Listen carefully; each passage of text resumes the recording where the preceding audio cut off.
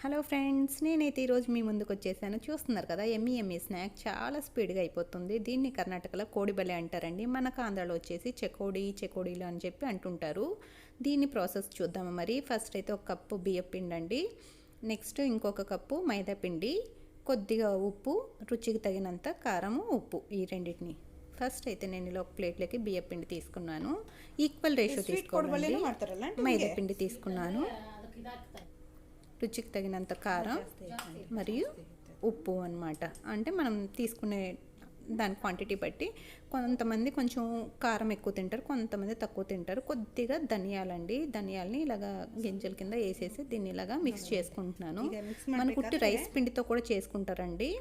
ఇక్కడ వేడిగా అంటే కాసిన నూనె అనమాట, బాండీ ఒక పక్కన పెట్టేశాను. ఆ బాండీలో నుంచి కాలుతున్న నూనె తీసుకొచ్చి ఇందులో ఇలాగా పోస్తున్నప్పుడు కొద్దిగా పోసుకున్నాను అనమాట. సో దాన్ని ఫస్ట్ అయితే మనం నూనెతోటి ఉన్న పిండిని ఇలాగా కొంచెం జాగ్రత్త అండి, లోపల నూనె వేడిగా ఉంటుంది కదా. సో ఇలా పైన కలిపేసుకుందాము.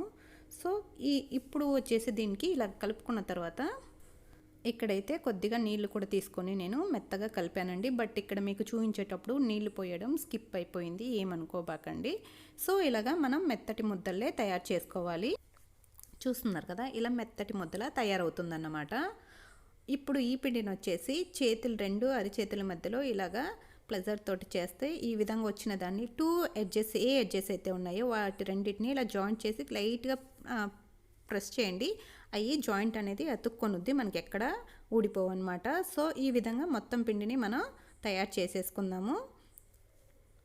ఇలా తయారు చేసుకున్న వాటిని వేడి వేడి నూనెలో, ఆల్రెడీ నేను ఇక్కడ ఆయిల్ వేడెక్కడానికి పెట్టాను, మనం పిండిలో కలుపుకోవడానికి పెట్టుకున్నాం కదా. సో అప్పుడే అన్నమాట ఇలా గోల్డెన్ కలర్ వచ్చే వరకు మనం వీటిని ఫ్రై చేసేసి, సో వీటిని కనుక ఎయిర్ కంటైనర్ డబ్బాలో పెట్టుకుంటే అప్ టు 30 days అండి. చాలా బాగుంటాయి స్నాక్స్.